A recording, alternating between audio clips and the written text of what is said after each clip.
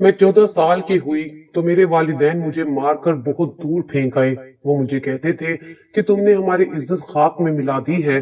मैं नहीं जानती थी कि मैंने ऐसा कौन सा काम किया जो उनकी इज्जत खाक में मिल गई थी। मैं तो बस एक माजूर लड़की थी जिसे दुनिया भर का कोई होश नहीं था। मेरे वालिदैन ने मुझे जहर दे दिया था। उनकी नजरों में मैं मर चुकी थी, मगर किसी नेक इंसान की मुझ पर नजर पड़ गई। उसने मेरी जान बचाई और फिर वो मुझे अपने घर ले गया। 3 साल बाद जब मैं 17 साल की हुई तो उसने मुझसे निकाह कर लिया। मैं उसके साथ बहुत खुश थी। एक रोज मेरी नौकरानी रोते हुए मुझे कहने लगी, बीबी जी, मुझसे ये जुल्म देखा नहीं जाता। जब मैंने उससे पूछा कि कौन सा जुल्म, तब वो बोली, आज रात आप अपने बिस्तर की चादर उठाकर खुद देख लीजिएगा। आपको सब पता चल जाएगा कि साहब जी आप पर इतना मेहरबान क्यों है। रात को शोहर के सोने के बाद मैंने जैसे ही अपने बिस्तर की चादर हटाई तो मेरे सर पर आसमान गिर पड़ा। ऐसा लगता था कि अभी मेरी जान निकल जाएगी, क्योंकि वहां तो मेरा नाम अकीला है। मेरे वालिद प्राइवेट इदारे में जॉब करते थे। मेरी वालदा को भी जॉब करने का बहुत शौक था, मगर अब्बा उन्हें जॉब नहीं करने देते थे। अब्बा उनकी खूबसूरती की वजह से उन्हें बाहर जाने नहीं देते थे। मेरी अम्मा की तालीम मेरे अब्बा से ज्यादा थी। वो कहती थी कि मेरी काबिलियत से जलते हो, इसलिए मुझे जॉब नहीं करने देते। बस इसी वजह से दोनों की आपस में नहीं बनती थी। हर वक्त लड़ाई झगड़े चलते रहते थे। अम्मा की बातों में ज्यादा अमल दखल अम्मा की दोस्तों का था, जो हर वक्त अपनी महंगी चीजों का दिखावा करती रहती थी। अम्मा के अंदर भी ख्वाहिश पैदा होती कि वो भी ऐसी चीजें इस्तेमाल करें। उन्हें अपनी गुर्बत बहुत बड़ा ऐब लगती थी। हालांकि हमारे घर किसी चीज की कमी नहीं थी। बस बाबा इतना कमा लेते थे कि जिससे घर का निजाम बहुत अच्छे से चल सकता था। मेरी पैदाइश पर दोनों ही खुश थे, लेकिन जब उन्हें पता चला कि उनकी बेटी माजूर है तो वो एक दूसरे पर इल्जाम देने लगे। उन्हें तंदुरुस्त बच्चा चाहिए था। अम्मी को अपने दोस्तों के सामने ये बताने में शर्मिंदगी होती थी कि उनकी बेटी माजूर है।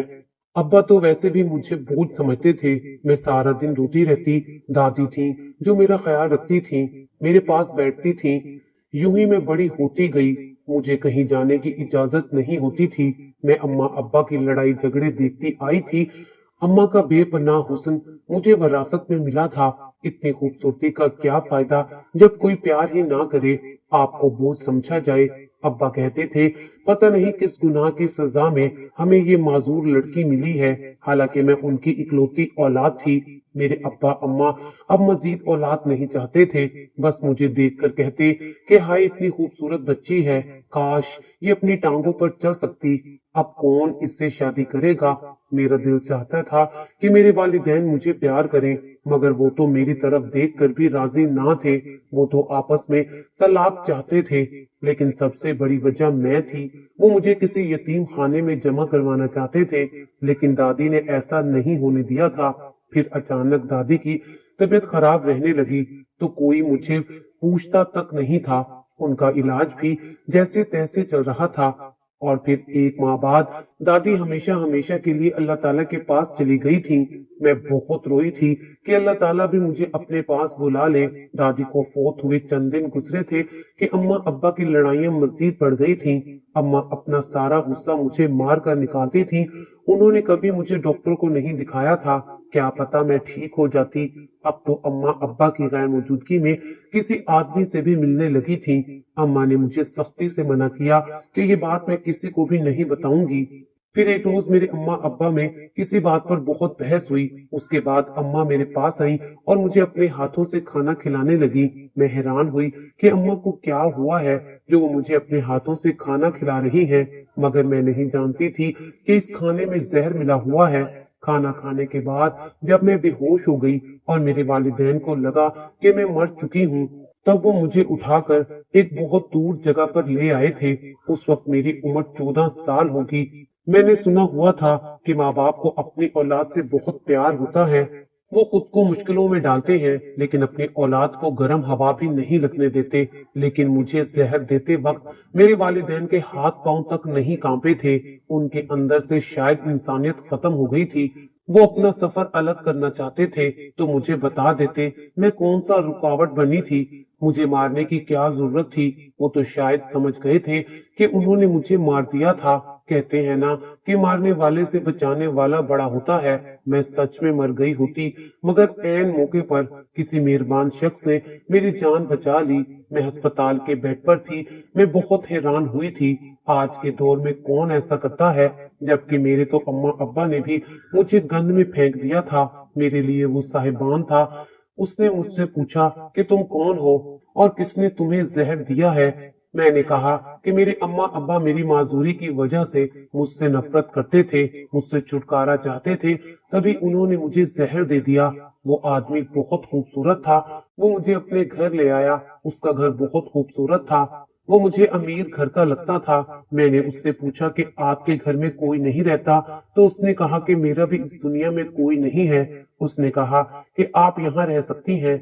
मुझे पहले तो बड़ी झिझक हुई कि किसी गैर मर्द के घर में कैसे रुक सकती थी, लेकिन फिर मेरे पास कोई दूसरा रास्ता भी तो नहीं था। मैंने कहा कि आप मुझे कोई काम दे दें, तो वो हंसकर कहने लगा कि तुम काम करने के लिए इस दुनिया में नहीं आई, काम करने के लिए मेरे घर में बहुत से मुलाजिम हैं।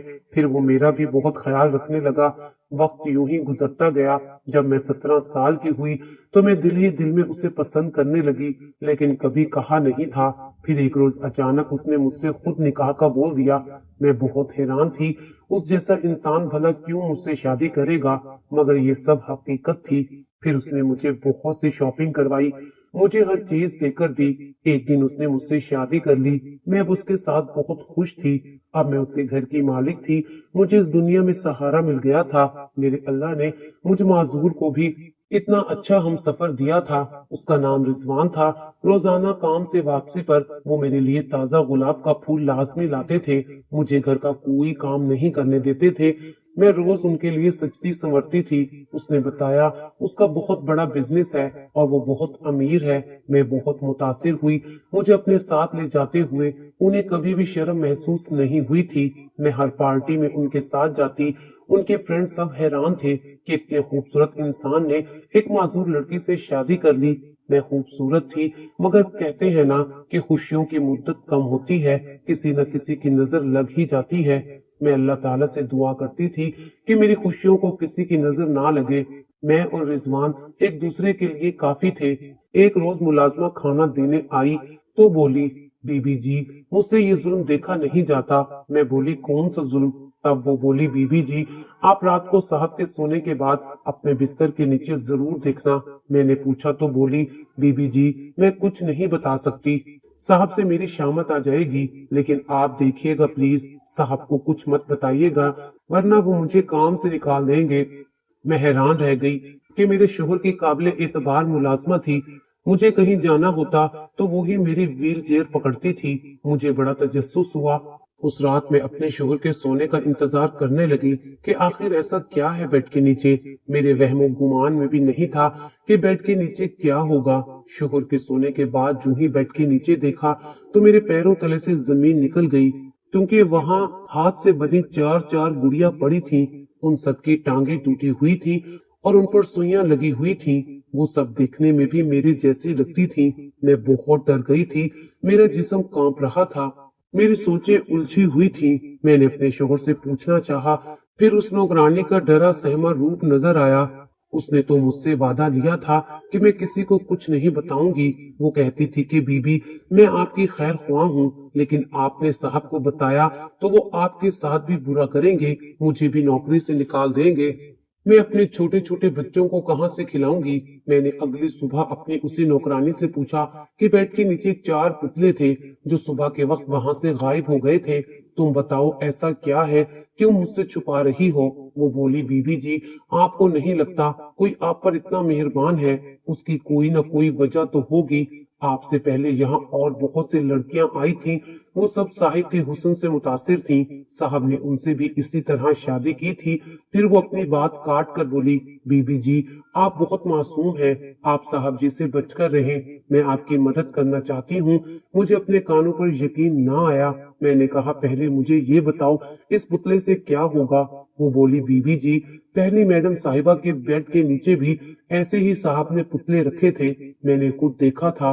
फिर कुछ दिन बाद वो बीबी जी फौत हो गई थी। साहब ने कहा कि किसी को नहीं बताना। हम सबको भी बताने से मना किया है। नौकरानी की बात सुनकर मुझे अजीब परेशानी ने घेर लिया था। मैंने उससे मशवरा मांगा, तुम ही बताओ मुझे क्या करना चाहिए। वो बोली, बीबी आपको यहाँ से अपनी जान बचाकर भाग जाना चाहिए। वो बोली, बीबी जी पास ही एक एनजीओ है, वहाँ पर यतीम और बेसहारा लड़कियों को रखा जाता है, आप वहाँ चली जाएं, यहाँ पर तो आप बेमौत मारी जाएंगी। मैं वो पुतले देखकर और मुलाजमा की बात सुनकर बहुत डर गई थी। मेरा दिल मानने से इनकारी था। मेरा शोहर तो इतना ख्याल रखता था, मेरे इलाज के लिए फिक्रमंद था। उसने कहा था कि मैंने डॉक्टर से बात कर ली है, तुम्हारा इलाज भी हो जाएगा।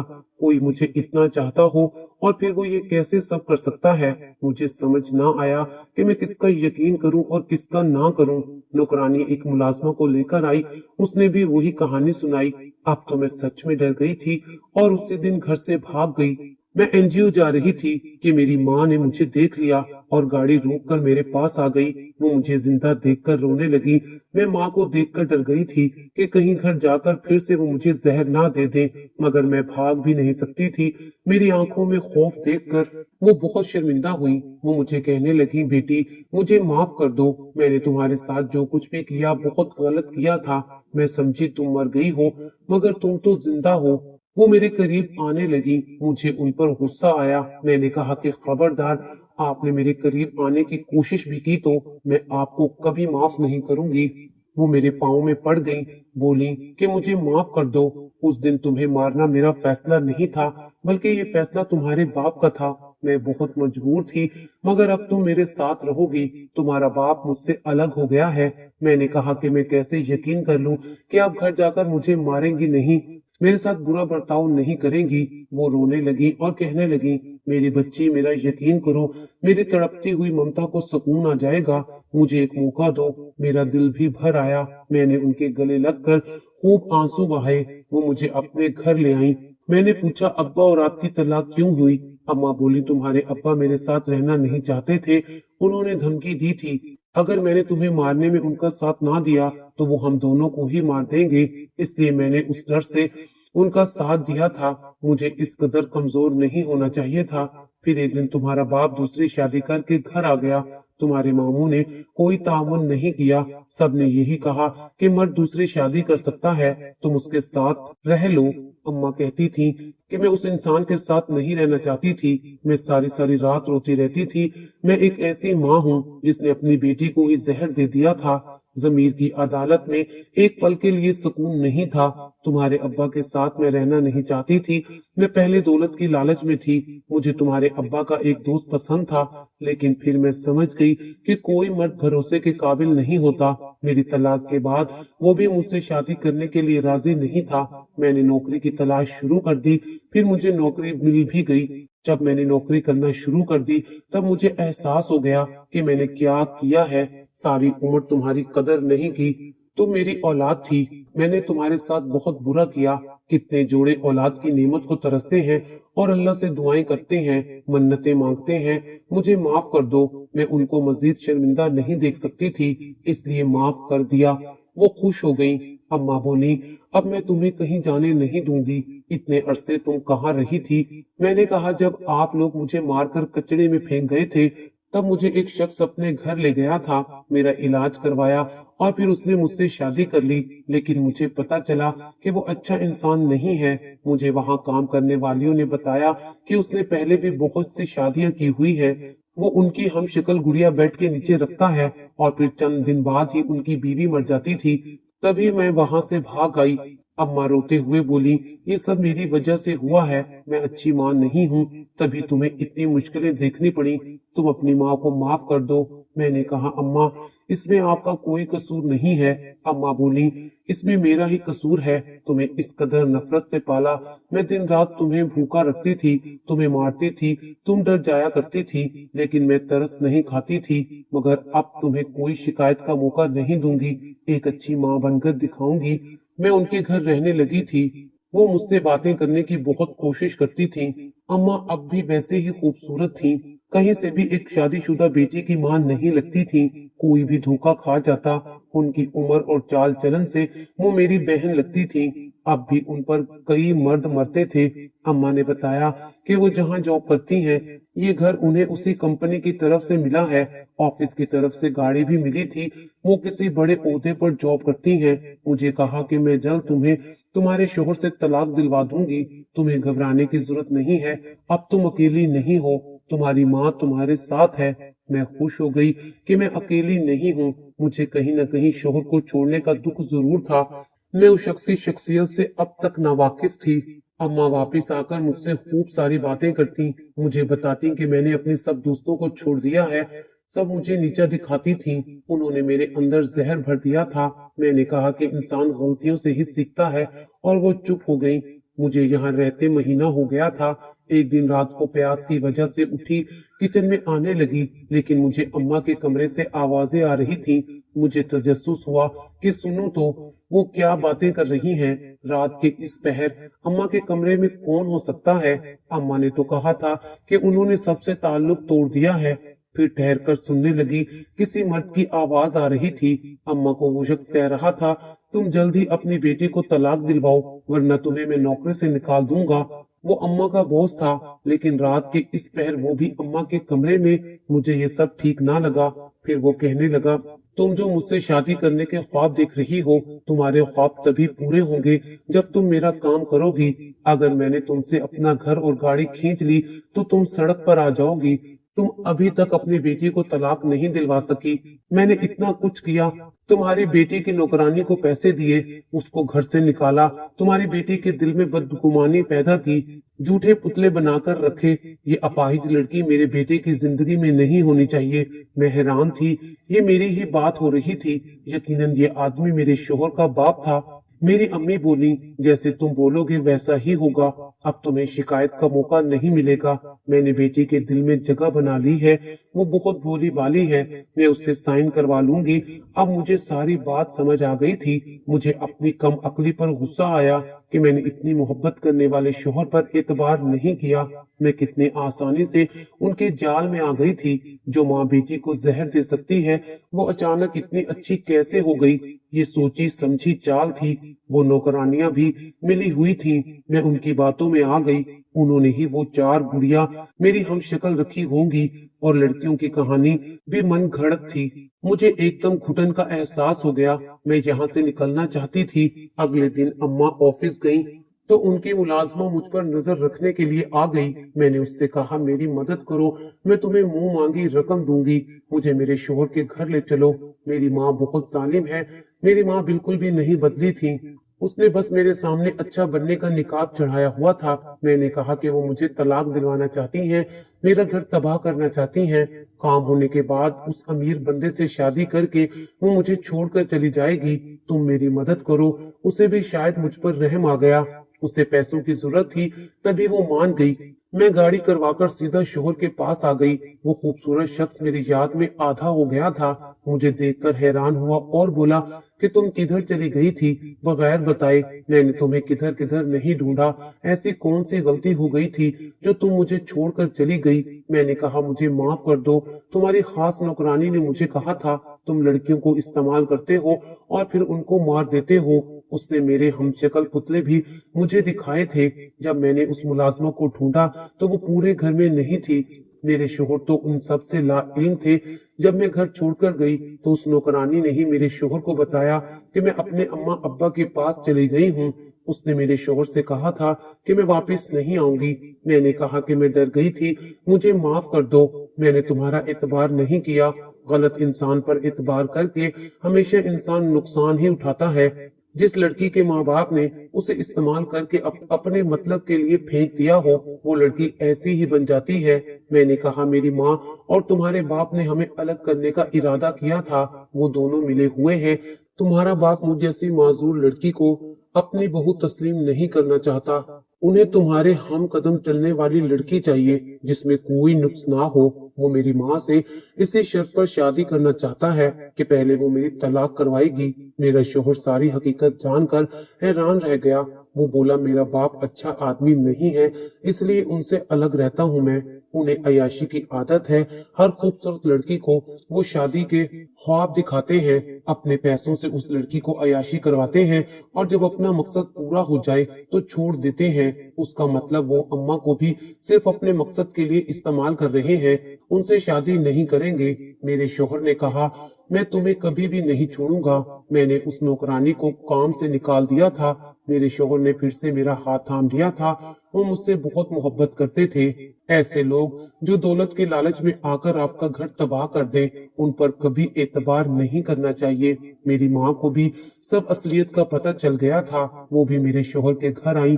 انہیں فکر تھی کہ اگر میں نے صلح کر لی تو کہیں ان کے ہاتھ میں آئی دولت واپس نہ چلی جائے۔ حقیقت میں وہ کسی کو پیار ہی نہیں کرتی تھی۔ وہ میرے پاس آ کر مجھے کہنے لگی تم میری بیٹی ہو، چلو میرے ساتھ، میں تمہیں اس آدمی سے طلاق دلواؤں گی۔ میں نے کہا آپ کا اصل چہرہ میں دیکھ چکی ہوں، اب میں اپنے شوہر کے ساتھ رہوں گی۔ میں بے وقوف تھی جو آپ پر اعتبار کیا، مجھے سمجھ جانا چاہیے تھا کہ آپ اعتبار کے لائق نہیں ہیں۔ وہ بولی کیا بول رہی ہو بیٹی، میں تمہارا علاج کروانا چاہتی ہوں، تم نے مجھے معاف کر دیا ہے۔ میں نے کہا کہ میں نے آپ کی اس رات ساری باتیں سن لی تھی، اگر اب آپ نے میرے ساتھ کوئی زبردستی کی تو میں آپ کو پولیس کے حوالے کروں گی۔ پولیس کا نام سن کر وہ گھبرا گئی۔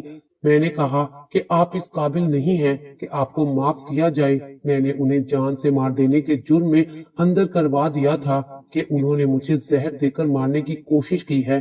پولیس انہیں گرفتار کر کے لے گئی تھی۔ میں کبھی بھی ایسا نہ کرتی، لیکن مجھے پتا تھا کہ انہوں نے میری زندگی میں سکون کبھی نہیں رہنے دینا تھا، لیکن اللہ تعالیٰ کا شکر ہے کہ سب معاملہ ٹھیک ہو گیا تھا۔ میرے شوہر نے مجھے بتایا کہ میں نے تمہیں بہت جگہ ڈھونڈا مگر تم مجھے کہیں نہ ملی۔ تم کاش مجھ پر یقین کر لیتی۔